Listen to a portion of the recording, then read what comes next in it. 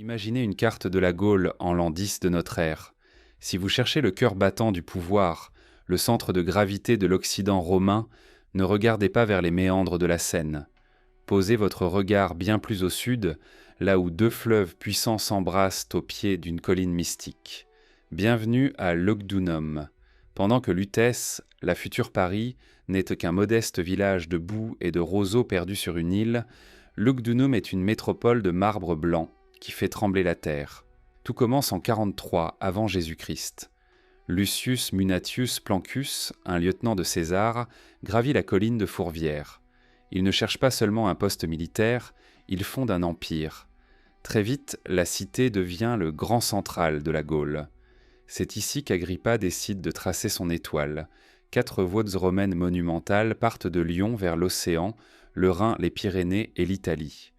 À cette époque, tous les chemins de Gaule ne mènent pas à Rome, ils mènent à Lyon. Le prestige de la ville est tel qu'elle devient la capitale des Trois Gaules. Chaque année, les délégués des 60 nations gauloises se rassemblent au sanctuaire fédéral, au pied de la colline de la Croix-Rousse, pour jurer fidélité à l'empereur. Imaginez le spectacle, des chefs de tribus autrefois ennemis, parés d'or et de pourpre, s'inclinant devant l'autel de Rome et d'Auguste. Lugdunum n'est pas une province, c'est une seconde Rome. C'est ici que naissent des empereurs. Claude qui donnera aux Gaulois le droit d'accéder aux plus hautes fonctions romaines, et plus tard, Caracalla. Dans les théâtres de pierre qui surplombent la Saône, 10 000 spectateurs s'enivrent de tragédies et de jeux. La ville compte près de 80 000 habitants, un chiffre colossal pour l'Antiquité. Elle est riche, elle est lettrée, elle est arrogante. Elle regarde le reste de la Gaule avec le mépris de celle qui sait qu'elle est l'élue. Et Paris dans tout ça ? Une bourgade insignifiante que les hauts dignitaires lyonnais ne daignent même pas mentionner dans leur correspondance. Mais ce que Lugdunum ignore encore, c'est que la roue de l'histoire tourne. L'Empire romain, cette cuirasse de fer, commence à se fissurer. Les invasions barbares approchent et avec elles, un basculement radical du pouvoir vers le nord. La splendeur du marbre va s'effriter, les palais vont s'effondrer. Pourtant, dans les fondations même de la cité, quelque chose de bien plus sombre et de plus résistant s'apprête à naître. Car si Lyon perd son titre de capitale impériale, elle refuse de perdre son âme de dominatrice. Le pouvoir ne va pas disparaître, il va simplement changer de visage et s'enfoncer sous terre. Regardez bien cette ville depuis le sommet de la colline de Fourvière. Entre vos pieds et l'horizon, Lyon ne repose pas sur la terre ferme. Elle flotte. Elle est une île de pierre enserrée par 2 serpents liquides qui ne se ressemblent en rien. L'un est une dame de haute lignée, lente et majestique. L'autre est un titan furieux descendu des cimes alpines, la Saône et le Rhône. Ce ne sont pas seulement des cours d'eau, ce sont les 2 ventricules du cœur lyonnais, et leur rencontre a forgé le caractère schizophrène de cette cité. La Saône, c'est la mémoire de la ville. Calme, presque immobile, elle reflète les façades ocre et rouges du vieux Lyon comme un miroir d'argent. Elle est la rivière des marchands, des poètes et des amants. Elle apporte la douceur, la patience et ce goût du secret si typique des Lyonnais. Mais traverser la presqu'île, marcher quelques centaines de mètres vers l'est, et le décor change brutalement. Voici le Rhône, un colosse aux eaux grises et tumultueuses, chargé de sédiments et de colère. Le Rhône ne coule pas, il fonce. Il est la force brute, le lien avec l'ailleurs, le moteur du commerce lointain qui a enrichi la ville pendant 2 millénaires. C'est dans cet entre-deux, sur cette étroite bande de terre qu'on appelle la presqu'île, que se joue le destin de Lyon. Pour un étranger, cet étalement entre 2 fleuves est une énigme géographique. Pour un Lyonnais, c'est une protection naturelle. Pendant des siècles, la ville s'est sentie comme une forteresse liquide, isolée du reste du royaume par ses eaux. Et puis, il y a la brume, ce brouillard épais, presque solide, qui remonte des fleuves à l'automne et enveloppe les rues d'un linceul blanc. C'est dans cette purée de pois que Lyon cache ses secrets, ses complots et ses richesses. Sous ce manteau de vapeur, on ne distingue plus le bourgeois du mendiant, le fidèle du conspirateur. Les géographes disent que le confluent est une merveille hydraulique. Les mystiques, eux, y voient un mariage sacré. Le Rhône masculin et la Saône féminine s'unissent à la pointe sud de la ville dans un tourbillon de courants contraires. Mais cette union n'est pas sans danger. Les crues historiques ont souvent rappelé aux Lyonnais que leurs protecteurs pouvaient devenir leurs bourreaux, noyant les quartiers bas sous des mètres de boue. Pourtant, malgré les colères du Rhône, les hommes n'ont jamais quitté ces rives. Au contraire, ils ont compris que pour dompter ces forces de la nature, il fallait s'élever. Ils ont commencé à bâtir, non plus seulement des ponts, mais une hiérarchie spirituelle qui allait placer Lyon au-dessus de toutes les autres cités de France. Car si les fleuves nourrissent le corps de la ville, une autre puissance, bien plus invisible, s'apprête à s'emparer de son esprit. Et cette puissance porte un nom qui fait encore trembler Paris, le primat des Gaules. Paris a son Louvre, mais Lyon a son trône, et ce trône ne doit rien à la couronne de France. Imaginez la fureur des rois à Paris, dans leur palais de la Seine, apprenant qu'à 500 kilomètres de là, un homme en robe violette revendique une autorité plus ancienne et plus sacrée que la leur. Cet homme, c'est l'archevêque de Lyon. Son titre, primat des Gaules. Ce n'est pas un simple titre honorifique, c'est une déclaration de guerre spirituelle. En 1079, le pape Grégoire VII tranche un débat qui dure depuis des siècles. Il confirme que l'Église de Lyon a la prééminence sur toutes les autres provinces de l'ancienne Gaule, y compris sur Rouen, Tours et Sens, dont dépendait alors Paris. En clair, spirituellement, le patron de Paris, c'est Lyon. Pendant tout le Moyen Âge, Lyon joue cette carte avec une arrogance glaciale. La cité n'est pas encore tout à fait française. Elle fait partie du Saint-Empire romain germanique, et elle traite avec les rois de France d'égal à égal, voire de haut en bas. Quand le roi Philippe le Bel tente d'annexer la ville au XIVe siècle, il se heurte à une résistance acharnée de l'archevêque comte, qui règne en maître absolu sur la ville. Ici, on ne rend pas la justice au nom du roi, mais au nom du Christ et de son représentant local. La cathédrale Saint-Jean, nichée au pied de la colline de Fourvière, devient le centre névralgique de cette résistance. C'est une forteresse de foi. À l'intérieur, on y trouve une horloge astronomique unique au monde, capable de calculer les fêtes religieuses jusqu'à l'infini. C'est le symbole d'un lion qui maîtrise le temps et le ciel, pendant que Paris ne maîtrise que la terre et les impôts. Les conciles œcuméniques s'y tiennent, les papes y sont couronnés, comme Jean XXII en 1316. Lyon est le Vatican des Alpes, une enclave mystique que la centralisation parisienne ne parvient pas à briser. Cette domination religieuse a forgé une mentalité unique. Le Lyonnais ne cherche pas l'approbation du pouvoir politique central. Il a sa propre boussole tournée vers Rome et vers les hauteurs. Mais pour protéger cette indépendance sacrée face aux espions du roi et aux armées étrangères, la ville a dû se transformer. Elle a dû apprendre à cacher ses mouvements, à faire circuler ses secrets loin des regards indiscrets. C'est ainsi que, dans l'ombre des églises et sous les pieds-points des fidèles, un réseau invisible a commencé à percer la pierre. La ville s'est dotée d'une seconde peau, un labyrinthe de couloirs secrets qui allait bientôt devenir la marque de fabrique de Lyon. Car pour régner en secret, il faut savoir disparaître à travers les murs.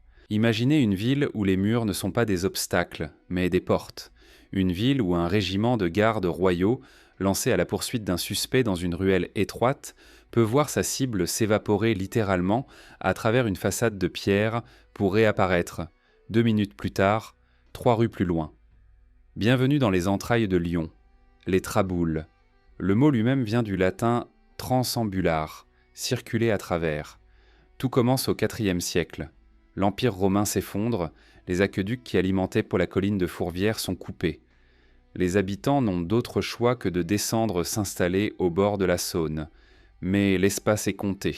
Les maisons s'entassent, serrées les unes contre les autres au pied de la montagne. Pour accéder rapidement à l'eau du fleuve sans avoir à contourner des pâtés de maisons entiers, les Lyonnais inventent un concept révolutionnaire.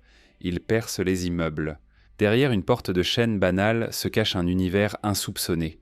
On entre dans un vestibule sombre, puis on débouche sur une cour intérieure miraculeuse, ornée de galeries à arcades d'inspiration italienne et d'escaliers à vis qui s'enroulent comme des coquillages de pierre vers le ciel. On traverse, on ressort par une autre porte, et nous voilà dans une autre rue. Lyon vient de se doter d'un système nerveux clandestin. Ce labyrinthe n'est pas qu'un raccourci urbain, c'est une culture de l'esquive. Pour le pouvoir central, qu'il soit royal ou impérial, la traboule est un cauchemar. Comment contrôler une population qui peut disparaître à tout instant dans les tripes de la ville ? À Paris, on construit de larges places pour surveiller la foule. À Lyon, on construit des tunnels pour lui échapper. Plus tard, les ouvriers de la soie, les célèbres canuts, utiliseront ces passages pour transporter leurs pièces de tissu précieux à l'abri de la pluie. Mais avant cela, au XVIe siècle, ce réseau de l'ombre va attirer une faune bien plus inquiétante. Lyon devient la plaque tournante de l'argent européen. Des banquiers florentins, fuyant les intrigues de Médicis ou les portant avec eux, s'installent dans ces maisons à double fond. Lyon n'est plus seulement une ville de pierre et d'eau, elle devient une ville de coffres-forts et de secrets murmurés sous des voûtes humides. Et là où l'or coule à flot, une autre substance commence à circuler dans les veines de la cité. Car dans ces demeures italiennes cachées derrière les façades lyonnaises, on ne prépare pas que des contrats bancaires. On y distille des parfums et parfois des poisons. Au XVIe siècle, Lyon ne parle pas tout à fait français. Elle parle le toscan, elle calcule en ducats et elle respire au rythme des foires. 4 fois par an, la ville suspend son souffle pour accueillir les marchands du monde entier. Dans le quartier Saint-Jean, le long de la rue de la Juiverie, les écus sonnent sur les comptoirs de pierre. Lyon est devenue la banque de l'Europe, le coffre-fort des rois de France qui viennent ici, chapeau bas, mendier des prêts pour financer leur guerre en Italie. Mais derrière l'or des banquiers Guadagni et des Médicis, une brume épaisse et inquiétante s'installe sur la cité. On l'appelle l'influence italienne, et pour un Parisien de l'époque, elle sent le soufre. Sous les plafonds à caissons des palais de la Renaissance, comme l'actuel hôtel de Gadagne, on ne se contente pas de signer des lettres de change. On y pratique l'art de la politique pure, celle qui se passe de morale et de témoin. Catherine de Médicis, la reine noire, fait de Lyon sa base arrière. Pour elle, la ville est un prolongement de Florence, un labyrinthe familier où ses espions circulent comme des ombres à travers les traboules. C'est à Lyon que l'on commence à murmurer le nom de René le Florentin, le parfumeur personnel de la reine. On raconte qu'il possède un laboratoire secret où il distille des essences rares et des substances bien plus définitives. Dans cette atmosphère de paranoïa, chaque banquet est un risque. On murmure qu'à Lyon, une poignée de main gantée ou un bouquet de fleurs peut être le dernier geste d'un courtisan trop gênant. Le contraste est saisissant. Lyon est la ville la plus moderne de France, celle qui invente la finance internationale et l'imprimerie humaniste, mais elle est aussi perçue comme un nid de vipères machiavéliques. Le roi François Ier adore Lyon pour ses fêtes et son argent, mais il s'en méfie comme d'une bête indomptable. Car ces grandes familles italiennes ne servent pas la France, elles servent leur propre lignée. Cette richesse insolente et ces mœurs florentines vont finir par donner naissance à une industrie qui va changer le visage de la ville pour toujours. Car si l'or circule dans les banques, une autre matière, plus douce, plus brillante, et tout aussi précieuse, commence à sortir des métiers à tisser. Les Médicis ont apporté les banques, mais ils ont aussi apporté le secret du verre à soie. Lyon s'apprête à revêtir sa robe impériale.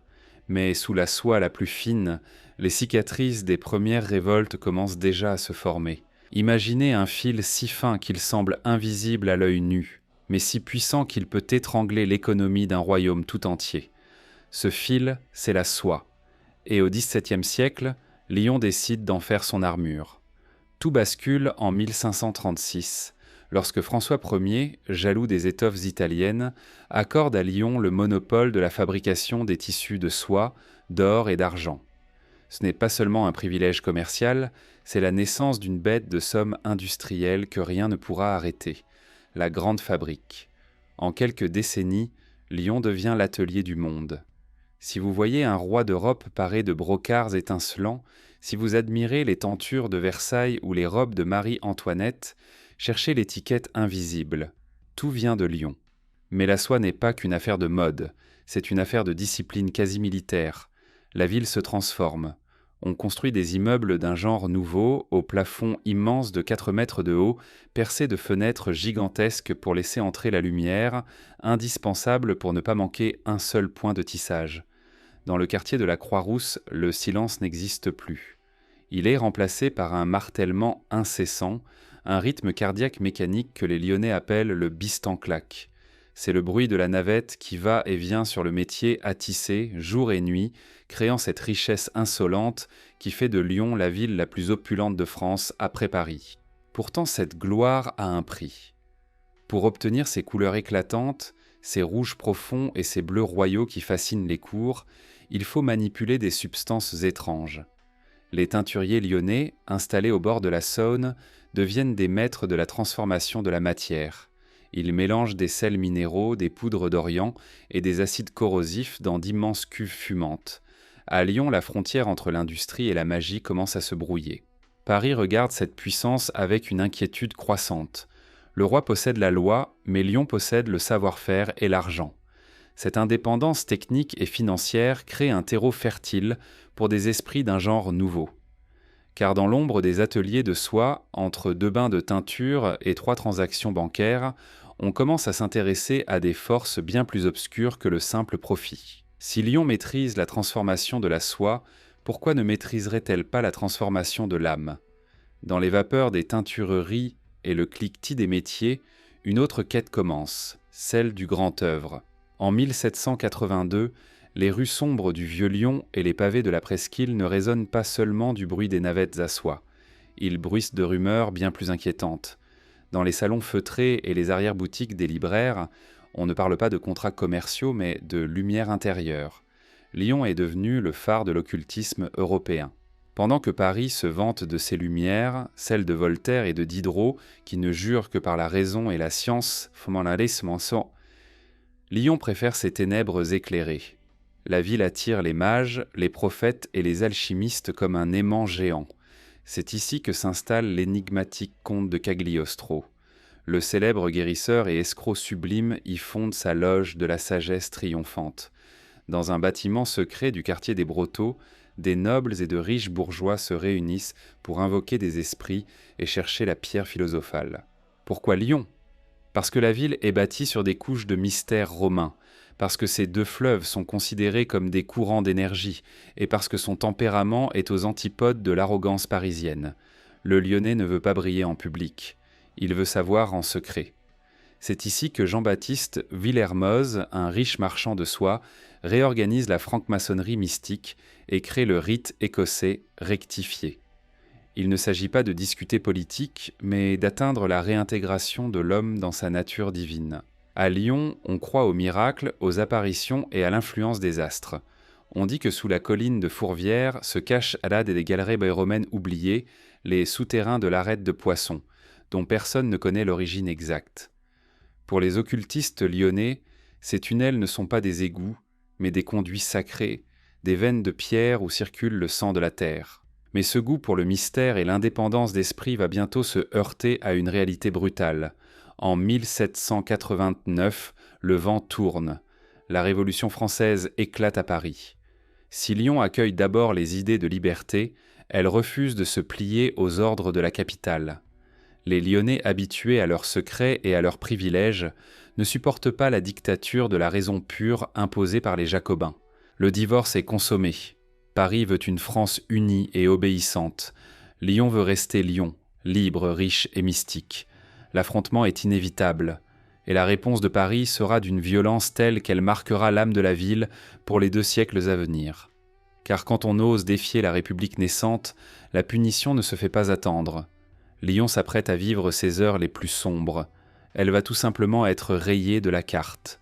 Lyon fit la guerre à la liberté, Lyon n'est plus. Le 12 octobre 1793, ces mots glaçants résonnent à la Convention nationale à Paris. Ce n'est pas seulement une sentence politique, c'est un arrêt de mort civilisationnel.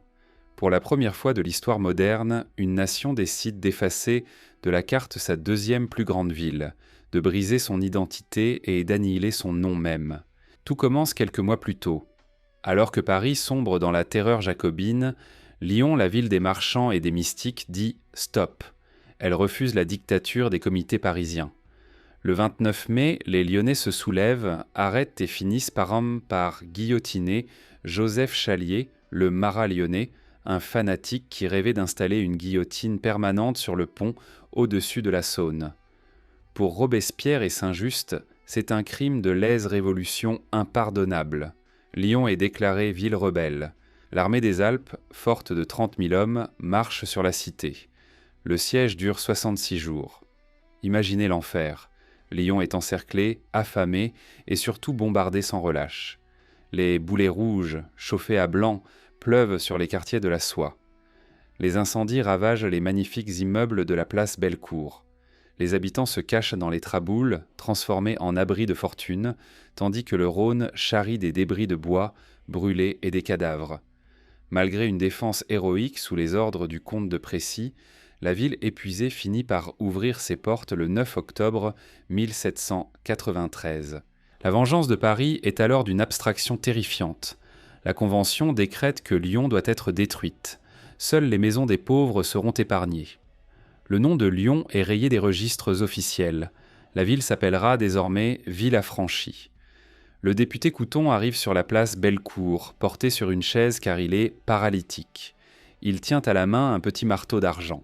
Il frappe les façades des plus beaux palais de la ville en prononçant cette formule rituelle « La loi te frappe et tu tombes ». Derrière lui, des milliers d'ouvriers commencent à démolir les chefs-d'œuvre de l'architecture lyonnaise. Mais démolir des pierres ne suffit pas à étancher la soif de sang des envoyés de Paris. Collot d'Herbois et Fouché, que l'on surnommera bientôt le mitrailleur de Lyon, trouvent que la guillotine est trop lente pour punir une ville entière. Ils cherchent une méthode plus radicale, plus massive, pour purger la cité de ces traîtres. Le sol de la plaine des Brotteaux s'apprête à trembler, et ce n'est pas à cause du tonnerre. Le véritable carnage commence et Lyon va découvrir que la mort peut venir par paquets de 200. La guillotine est trop lente, elle ne tue qu'un homme à la fois. C'est par ces mots que Joseph Fouché, l'ancien séminariste devenu le mitrailleur de Lyon, justifie l'horreur qui va suivre. Nous sommes en décembre 1793. Lyon, rebaptisé Ville-Affranchie, est devenu un laboratoire de la mort industrielle. Les envoyés de la Convention, Fouché et Collot d'Herbois, estiment que la justice révolutionnaire doit être foudroyante, massive, spectaculaire. Le 4 décembre, la plaine des Brotteaux, alors zone marécageuse sur la rive gauche du Rhône, devient le théâtre d'une mise en scène macabre. 60 jeunes prisonniers sont extraits de leurs cellules et conduits dans un champ. On ne les mène pas à l'échafaud, on les attache par deux à un câble tendu entre deux rangées de fossés fraîchement creusés. Face à eux, 2 canons chargés de mitraille, des morceaux de fer, des clous et des débris de plomb. Au signal, le feu est mis. Le fracas est assourdissant. Mais la mitraillade est une technique imprécise. La plupart des victimes ne meurent pas sur le coup. Elles sont mutilées, hurlantes, agonisantes dans la boue. Les soldats doivent finir le travail au sabre et à la baïonnette dans un corps à corps atroce qui dure des heures. Le lendemain, on recommence avec 209 victimes. Le surlendemain, encore. En quelques semaines, 1905 Lyonnais sont massacrés. Le Rhône, ce fleuve que les habitants chérissaient, devient un charnier mouvant. Les cadavres, liés entre eux, flottent vers le sud, portant le message de la terreur jusqu'à Avignon. Pendant ce temps, au centre de la ville, sur la majestueuse place Bellecour, le marteau de la destruction continue son œuvre. Les façades des hôtels particuliers, joyaux de l'architecture classique, s'effondrent sous les coups des démolisseurs payés par la République. Lyon est une ville fantôme, une cité suppliciée, où le silence n'est rompu que par le bruit des canons et l'écroulement des pierres. Les riches ont fui ou sont morts. Les églises sont pillées, les statues décapitées. Paris croit avoir brisé l'épine dorsale de sa rivale. Mais dans cette cité dévastée, une classe d'hommes a survécu dans l'ombre des quartiers populaires. Ils ont tout vu, le sang des Brotteaux, les ruines de Bellecour et l'arrogance des commissaires parisiens. Ces hommes, ce sont les ouvriers de la soie, les canuts. Ils ont appris une leçon terrible. Le pouvoir ne se donne pas, il s'arrache par la force. La Révolution a voulu tuer Lyon, mais elle a involontairement accouché d'un nouveau monstre social. Et ce monstre ne va pas tarder à faire trembler non seulement Paris, mais le monde entier. Vivre en travaillant ou mourir en combattant. Ce n'est pas seulement un cri de ralliement, c'est l'acte de naissance du mouvement ouvrier mondial. En novembre 1831, alors que Paris s'installe confortablement dans la monarchie de Juillet, Lyon explose. Et cette fois, ce ne sont pas les bourgeois ou les mystiques qui mènent la danse, mais ceux qui font la richesse de la ville, les canuts. Imaginez la colline de la Croix-Rousse, c'est une ruche humaine. Dans des appartements au plafond immense pour accueillir les nouveaux métiers à tisser de type jacquard, des milliers d'hommes, de femmes et d'enfants s'épuisent 15 heures par jour. Le bruit est assourdissant. Le bistan-claque des navettes ne s'arrête jamais. Mais le prix de la soie chute et avec lui le pain sur la table. Les ouvriers demandent un tarif minimum. Les patrons, les soyeux de la presqu'île, refusent avec mépris, forts du soutien de Paris. Le 21 novembre, la tension rompt. Les canuts descendent de leurs collines. C'est une marée humaine qui dévale les pentes abruptes vers le centre-ville. Face à eux, la garde nationale tire. Le sang coule sur les pavés. Mais Lyon est un piège pour les armées régulières. Les canuts connaissent chaque traboule, chaque recoin sombre. Ils utilisent les passages secrets pour prendre les soldats à revers. En quelques heures, les ouvriers sont maîtres de la ville. Le drapeau noir, symbole du deuil et de la misère, flotte sur l'hôtel de ville. Pour la première fois de l'histoire moderne, les travailleurs ont pris le pouvoir dans une métropole européenne. À Paris, c'est la panique. Le roi Louis-Philippe envoie son fils aîné et le maréchal Soult avec 20 000 hommes et de l'artillerie. On craint que l'étincelle lyonnaise n'embrase toute la France. La répression est féroce, mais le message est passé. Les canuts ont inventé la grève, la solidarité ouvrière et les premières mutuelles. Ils ont montré que Lyon n'était pas seulement une usine, mais un cerveau collectif capable de penser à un autre futur. Pourtant, au milieu de cette fureur sociale, une révolution plus silencieuse se prépare dans les ateliers lyonnais. Les métiers jacquards, ces machines complexes fonctionnant avec des cartes perforées, ne fabriquent pas que du tissu. Ils manipulent des informations binaires avant l'heure. Lyon, la ville de la soie et de la révolte, est en train de devenir le berceau d'une technologie qui va capturer le mouvement et la lumière. Deux frères, fils d'un photographe installé à Lyon, observent ces machines et ces ouvriers. Ils s'appellent Lumière, et ce qu'ils s'apprêtent à inventer va donner à Lyon le pouvoir de créer des rêves ou des mirages. Lyon est une ville d'ombre, de brume et de silence, mais c'est paradoxalement elle qui a offert au monde sa plus grande source de lumière, le cinéma. Le 19 mars 1895, dans le quartier de Montplaisir, une petite révolution mécanique s'apprête à fixer le temps pour l'éternité. Ce n'est pas un hasard si ce prodige survient ici. Pour comprendre l'invention des frères Lumière, il faut regarder en arrière, vers les métiers à tisser des canuts. Le métier jacquard fonctionnait grâce à des cartes perforées, un système binaire avant l'heure. Cette précision millimétrée, ce sens du rythme mécanique et de l'automatisme est inscrit dans l'ADN lyonnais. Louis et Auguste Lumière, fils d'un photographe de talent, sont des ingénieurs imprégnés de cette culture technique. Dans leur usine de plaques photographiques, ils cherchent le moyen de reproduire non plus seulement une image fixe, mais la vie elle-même. La légende raconte que Louis Lumière a trouvé la solution lors d'une nuit d'insomnie. Le problème était le suivant. Comment faire défiler une pellicule de manière saccadée, assez vite pour tromper l'œil humain, sans qu'elle ne se déchire ? La réponse lui vient de la machine à coudre et, par extension, des mécanismes textiles lyonnais, la griffe.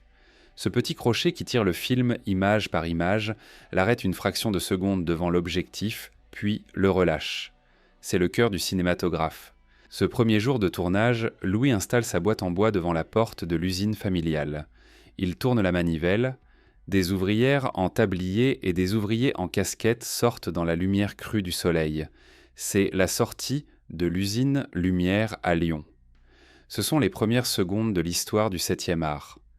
Pour la première fois, l'homme se voit bouger, marcher, exister sur un écran blanc. Lyon, la ville du secret, de l'occulte et des complots murmurés dans les traboules, vient d'inventer la machine à tout montrer. Pourtant, alors que les frères Lumière immortalisent les visages des Lyonnais sur la pellicule, la ville physique, elle, subit un assaut d'une toute autre nature. Tandis que l'image devient éternelle, les vieux quartiers, les impasses insalubres et les vestiges du passé tombent sous les coups de pioche.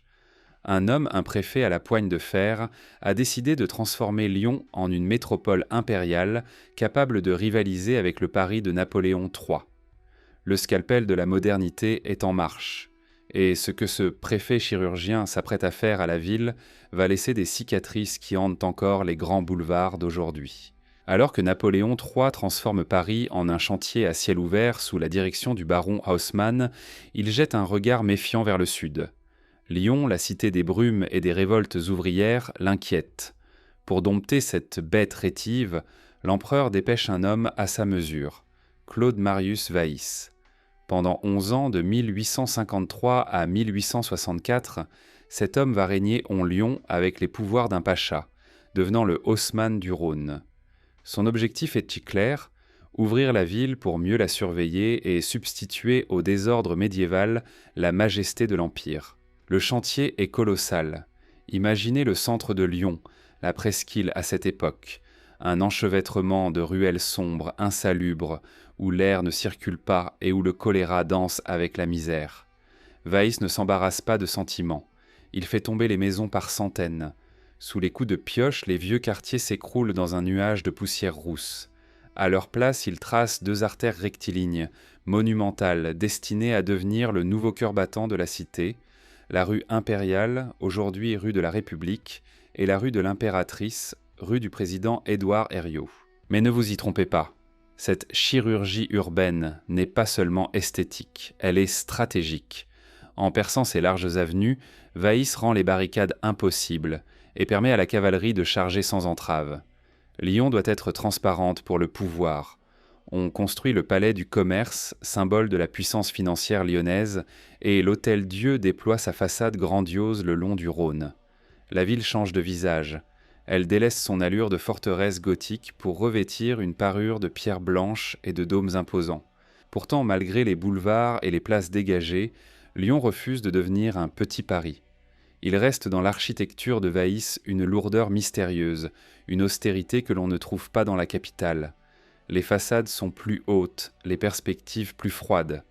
Même sous le soleil, le calcaire des bâtiments semble conserver une part de l'ombre des siècles passés. Lyon s'est modernisée, elle s'est embourgeoisée, mais elle n'a pas livré tous ses passages secrets.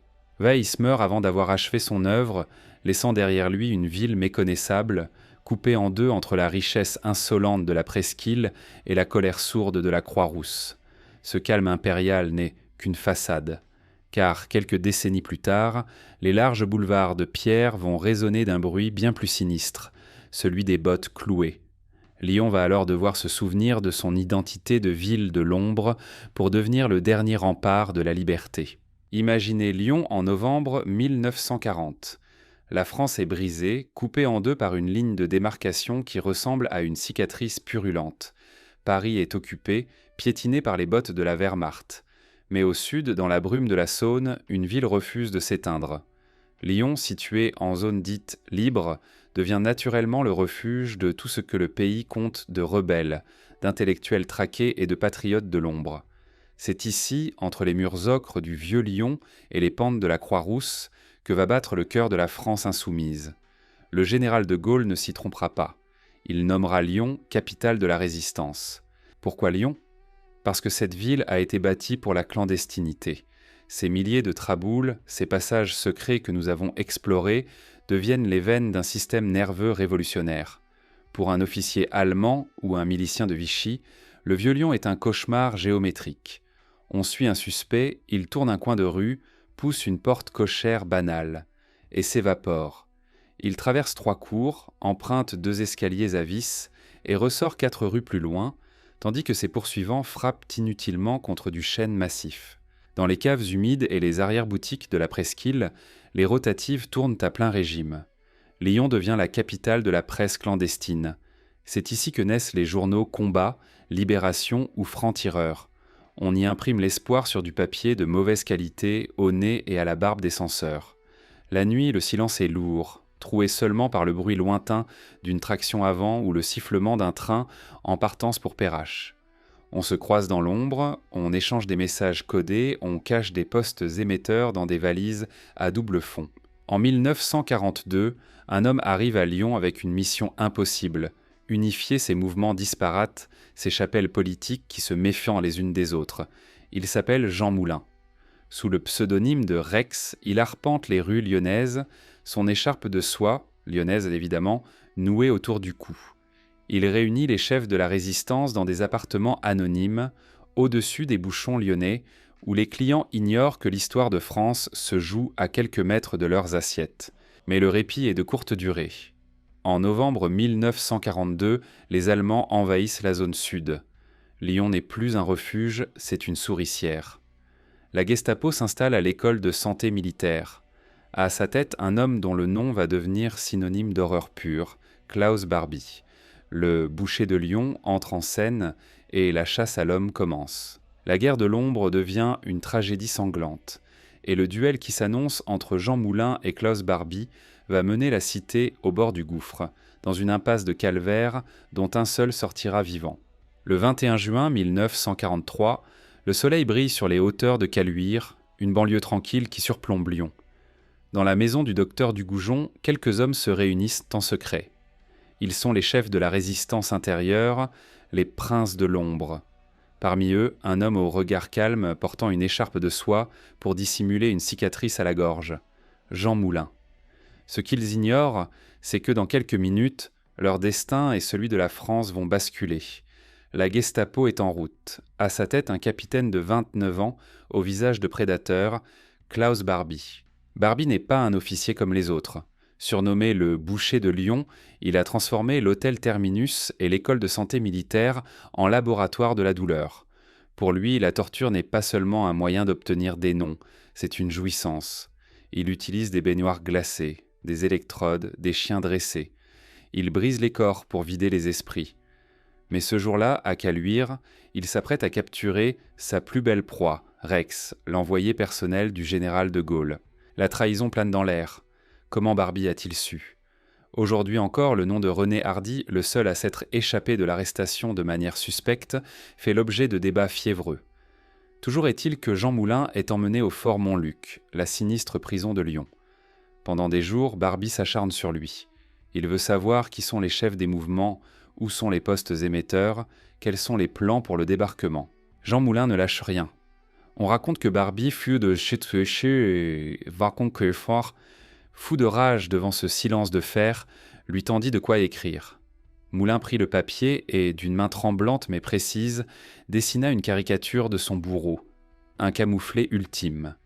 Moulin meurt quelques jours plus tard dans le train qui l'emmène vers l'Allemagne, son corps n'étant plus qu'une plaie béante. Barbie croit avoir gagné. Il croit avoir décapité la résistance. Mais à Lyon, le sang des martyrs ne sèche jamais tout à fait. Barbie finira par s'enfuir en Amérique du Sud sous une fausse identité, protégé par les services de secret américains. Il pensait que le temps effacerait ses crimes. Il ignorait que Lyon a la mémoire longue, aussi longue que les couloirs de ses traboules. 40 ans plus tard, le fantôme du boucher allait revenir hanter la ville pour un procès qui allait déchirer la France une nouvelle fois. Pourtant, avant de panser ses plaies de guerre, Lyon va devoir retrouver une autre forme de puissance, plus douce celle-ci, mais tout aussi conquérante. Car si le sang a coulé à Montluc, c'est dans les cuisines de la ville que Lyon va préparer sa revanche sur Paris. Le monde s'émerveille devant les restaurants étoilés de Paris, mais demandez à n'importe quel gourmet sérieux de France, et il vous répondra avec un sourire entendu « On déjeune à Paris, mais on dîne à Lyon ». Dans cette cité de pierre et d'eau, la cuisine n'est pas un luxe, c'est une religion. Elle a ses temples, ses prêtres et surtout ses déesses, les mères lyonnaises. Tout commence au XIXe siècle. Les riches familles de la soie, les bourgeois de la presqu'île, commencent à licencier leurs cuisinières. Ces femmes de poigne habituées à travailler les produits du terroir, le beurre de Bresse, les écrevisses du lac du Bourget, le porc du Beaujolais, s'installent à leur compte. Elles ouvrent des auberges sans chichi où l'on mange sur des tables en bois, mais où la qualité du produit est sacrée. La mère Brasier, la mère Blanc, la mère Fillou, elles deviennent les véritables souveraines de Lyon. La cuisine lyonnaise est à l'image du caractère de la ville. Généreuse en apparence, mais complexe en profondeur. C'est ici que l'on a inventé le mâchon, ce petit déjeuner robuste des Canuts, composé de cochonailles et de fromage de tête, arrosé d'un pot de Beaujolais dès 8 heures du matin. À Lyon, on ne gâche rien. Le gras est une fête, le saucisson est un monument national, et la quenelle de brochet, gonflée comme un petit nuage de crème, est une prouesse technique digne de l'horlogerie. Mais si les mères ont posé les fondations, un homme va ériger la cathédrale. Son nom, Paul Bocuse. Né à Collonges-au-Mont-d'Or, aux portes de Lyon, ce géant à la toque immense va faire de sa ville le nombril du monde gastronomique. En 1965, il obtient sa 3e étoile Michelin et ne la lâchera jamais pendant plus de 50 ans. Bocuse, c'est l'ambassadeur de Lyon, celui qui a appris au chef du monde entier que le produit est le seul maître à bord. Sa soupe aux truffes VGE, sa volaille de Bresse en vessie, des plats de légende qui font encore aujourd'hui pleurer les pèlerins de la fourchette. Pourtant, la gastronomie lyonnaise cache aussi un secret politique. C'est dans les bouchons, ces petits restaurants typiques où l'on se sert les uns contre les autres, que se font et se défont les alliances de la ville. Autour d'un tablier de sapeur ou d'une cervelle de canute, les maires de Lyon, de Louis Pradel à Gérard Collomb, ont appris que pour gouverner cette ville, il faut d'abord savoir la nourrir. L'estomac est le chemin le plus court vers le cœur d'un Lyonnais. Et si Lyon est devenue la capitale mondiale de la gastronomie, c'est peut-être aussi pour oublier que d'autres appétits, bien plus sombres, règnent sur la ville. Car derrière le rideau de fer de ces bouchons, Lyon cache une autre hiérarchie. Une hiérarchie de l'ombre où l'on ne parle pas de sauce au vin, mais d'influence, de pouvoir, et d'une organisation dont le nom fait encore baisser le ton dans les brasseries de la presqu'île. Le milieu. Levez les yeux. Où que vous soyez, à Lyon, du brouillard de la Saône au boulevard de la presqu'île, elle vous observe. Perchée sur son piédestal de roche, la basilique de Notre-Dame de Fourvière domine la cité comme une sentinelle de marbre blanc. Pour les Lyonnais, ce n'est pas seulement un monument, c'est un symbole de la dualité éternelle de leur ville. Lyon possède deux saints, deux collines, qui se font face et qui racontent deux histoires contraires. La Croix-Rousse, la colline qui travaille, et Fourvière, la colline qui prie. L'histoire de cette basilique est celle d'un pacte désespéré entre les hommes et le ciel. Tout commence en 1643, lorsque la peste ravage la France. Les notables lyonnais montent sur la colline et font le vœu de rendre hommage à la Vierge Marie chaque année si la cité est épargnée. Le miracle a lieu. 2 siècles plus tard, en 1870, alors que les armées prussiennes menacent d'écraser la France, les Lyonnais renouvellent leurs promesses. Encore une fois, l'ennemi s'arrête. Pour remercier leur protectrice, ils décident de bâtir un édifice à la démesure de leur gratitude. L'architecte Pierre Baussan conçoit alors un monument étrange, presque déroutant. Avec ses 4 tours crénelées, la basilique ressemble moins à une église qu'à une forteresse byzantine. Les mauvaises langues l'appellent l'éléphant renversé. Mais pour les fidèles, c'est un rempart spirituel. À l'intérieur, c'est une explosion d'or, de mosaïques et de marbre précieux. Chaque centimètre carré raconte la victoire de la foi sur le chaos. C'est ici que bat le cœur mystique de Lyon, loin du tumulte des usines et des banques. Chaque 8 décembre, Lyon s'illumine pour elle. Ce qui est aujourd'hui la fête des Lumières mondiale était à l'origine un geste de piété simple. Des lumignons posés sur les fenêtres pour célébrer l'inauguration de la statue dorée de la Vierge. Ce soir-là, la ville entière, des quartiers populaires aux hôtels particuliers, s'unit dans une même lueur vacillante. C'est le moment où Lyon, la rebelle, la secrète, l'industrielle, dépose ses armes et se souvient de ses racines antiques. Mais ne vous y trompez pas, la piété de Fourvière n'est pas faite que de prières silencieuses. Cette colline est aussi le siège d'un pouvoir immense et discret. Sous l'ombre de la basilique, dans les bureaux feutrés de l'archevêché et des congrégations, se croisent les grandes familles lyonnaises, celles qui possèdent la terre, l'industrie et l'influence. À Lyon, la foi et l'argent ont toujours fait bon ménage, à condition que cela reste dans la confidence. Car si le sommet de la colline appartient à Dieu, les réseaux qui irriguent la ville appartiennent aux hommes, et certains de ces réseaux sont bien plus obscurs que les processions de la Vierge. Dans les replis de la cité, là où la loi s'efface devant la loyauté du sang, une autre force s'est installée. Il est temps de descendre de la colline sacrée pour s'enfoncer dans les bas-fonds de la presqu'île, là où l'on ne parle plus de miracles, mais de règlement de comptes. Le brouillard lyonnais n'est pas seulement un caprice de la météo, c'est un complice. À Marseille, on règle ses comptes sous le soleil, à grand bruit de kalachnikov. À Paris, on parade dans les gazettes. Mais à Lyon, le crime a l'élégance glaciale du silence et la discipline d'une loge maçonnique. Bienvenue dans le milieu, cette aristocratie du banditisme qui, pendant des décennies, a fait de la capitale des Gaules la cité la plus impénétrable de France. Tout commence véritablement dans les années 1970.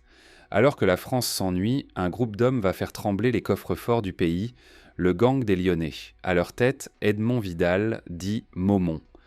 Ce ne sont pas des voyous de quartier, ce sont des stratèges. Issus pour beaucoup de la communauté gitane ou des banlieues populaires, ils appliquent au braquage une rigueur toute militaire. Leur chef-d'œuvre, le casse de la poste de Strasbourg en 1971. 11 millions de francs dérobés sans qu'un seul coup de feu ne soit tiré. Pour le ministre de l'Intérieur à Paris, c'est une gifle monumentale. Mais le milieu lyonnais ne se résume pas à des braquages spectaculaires. C'est une pieuvre qui s'insinue dans les rouages de la ville. Ici, la frontière entre le truand, le policier et l'homme politique est parfois aussi trouble que les eaux de la Saône en hiver. C'est l'époque de la guerre des polices, où les services secrets et les brigades territoriales se court-circuitent, chacun protégeant ses propres indicateurs. Au milieu de ce chaos organisé, un homme tente de briser l'omerta, le juge François Renaud. On l'appelle le shérif. Il est le premier magistrat de France à oser s'attaquer de front au lien entre le milieu et le financement occulte des partis politiques. Le 3 juillet 1975, le shérif est abattu devant chez lui. Lyon est tout sous le choc. Pour la première fois, le milieu a frappé la République au cœur. L'enquête s'enlise, les dossiers s'égarent, et les coupables ne seront jamais condamnés. C'est le secret lyonnais dans toute sa splendeur tragique. Une ville qui préfère étouffer le scandale plutôt que d'exposer ses entrailles au grand jour. Le milieu, c'est une affaire de famille, de loyauté et de discrétion. On ne parle pas, on ne balance pas, on s'évapore dans une traboule. Aujourd'hui, les grands parrains de la vieille école ont laissé la place à des réseaux plus diffus, mais l'esprit demeure. Lyon reste une place forte du pouvoir gris, une cité où les affaires les plus sérieuses se traitent toujours dans l'ombre des salons privés ou des arrière-salles de bouchons.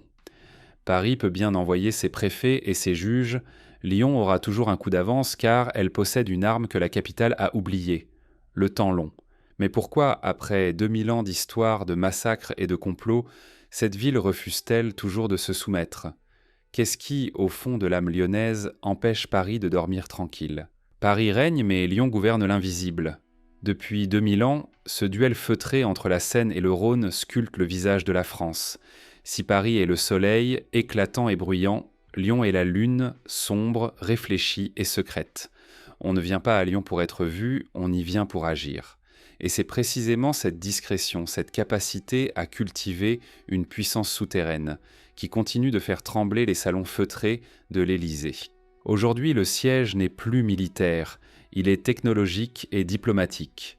En 1989, alors que le monde entier regardait vers Paris pour le bicentenaire de la Révolution, un événement majeur passait presque inaperçu. Interpol, la plus grande organisation de police au monde, quittait la région parisienne pour installer son siège mondial à Lyon. Pourquoi ? Parce que Lyon est la ville du renseignement, du dossier classé et de l'ombre protectrice. C'est ici, entre le parc de la Tête d'Or et le Rhône, que se croisent désormais les espions et les enquêteurs du monde entier, loin du tumulte médiatique de la capitale. Mais l'insolence lyonnaise ne s'arrête pas là. Dans le quartier de Gerland, la ville a bâti un empire du vivant, le biopôle. Ici, on ne tisse plus la soie, on manipule l'infiniment petit. Des laboratoires de haute sécurité, comme le P4 Jean Mérieux, manipulent les virus les plus dangereux de la planète. Lyon est devenu le cerveau biologique de l'Europe, une puissance scientifique que Paris, jalouse mais ne peut égaler. Car à Lyon, la réussite ne se crie pas sur les toits, elle se verrouille dans des coffres-forts de béton et de verre. Politiquement, la cité reste un bastion d'insoumission. De Raymond Barre à Gérard Collomb, Lyon a toujours été dirigé par des princes locaux qui traitaient avec Paris d'égal à égal, refusant les ordres des partis nationaux pour ne servir qu'une seule bannière, celle du lion. Le Lyonnais ne se sent pas provincial, il se sent citoyen d'une cité-État qui a survécu aux empereurs romains, aux rois de France et à la terreur. Alors pourquoi Paris a-t-elle peur ?